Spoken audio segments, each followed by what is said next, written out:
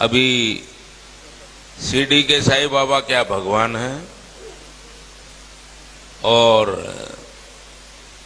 क्या उनकी पूजा पाठ हिंदू मंदिरों में जायज है?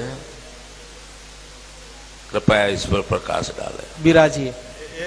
एक तो ये जवाब खुद ही दे दिए, बहुत हिंदू देवता बढ़ते जा रहे, मैं अंत हूं, अंतिम मैं हूं। ठीक। शिरडी का साईं बाबा, उन्होंने पूछा क्या वो भगवान है?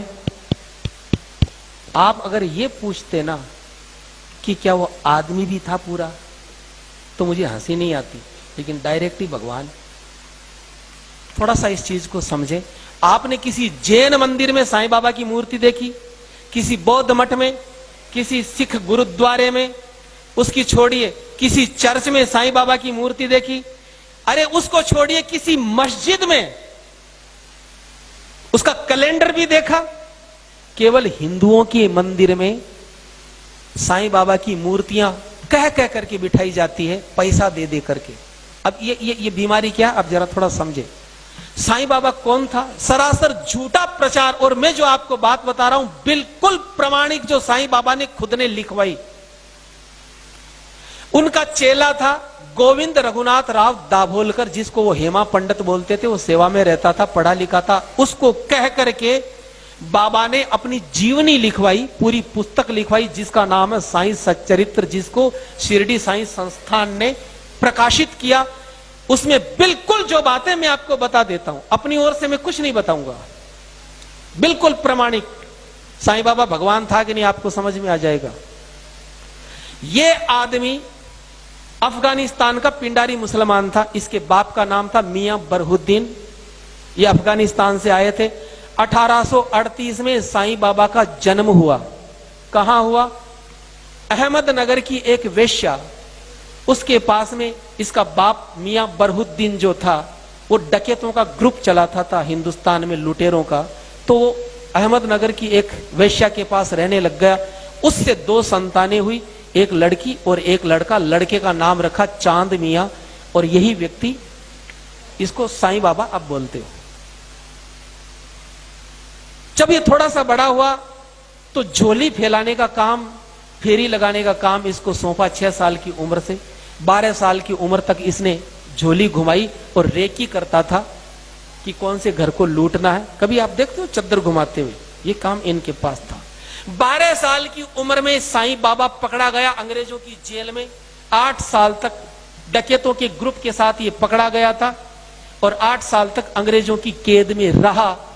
इसका बाप भाग गया था। फिर इसके बाप ने अंग्रेजों से समझौता करके छुड़वाया। तो अंग्रेजों ने कहा कि तुम हमारे लिए काम करो, हम तुम्हारे लिए करेंगे, तुम्हारे लड़के को छोड़ देंगे। क्या काम है? बोले कि झांसी की रानी लक्ष्मीबाई को हमें जीतना है। इसके बाप ने हाँ करी। वो व्यक्ति, इसका बाप, झांसी में चला गया और रात को गेट खोला उसने। झांसी की रानी को मरवाने का काम उसमें सहयोग किया इसके बाप ने। 18 साल की उम्र में अंग्रेजों से समझौता हुआ साईं का, तो साईं को भेजा, पूना में भेजा गया। लोकमान्य तिलक के स्वतंत्रता संग्राम को दबाने के लिए इसको प्रोजेक्ट करके अंग्रेजों ने भेजा पूना में। और लोकमान्य बाल गंगाधर तिलक इतने चतुर थे, वो समझ गए कि ये पाखंड रचा रहा है, ये दुनिया को भटकाएगा। लोकमान्य तिलक ने चौराहे पर पटक करके अपनी जूती से पीटा इस आदमी को।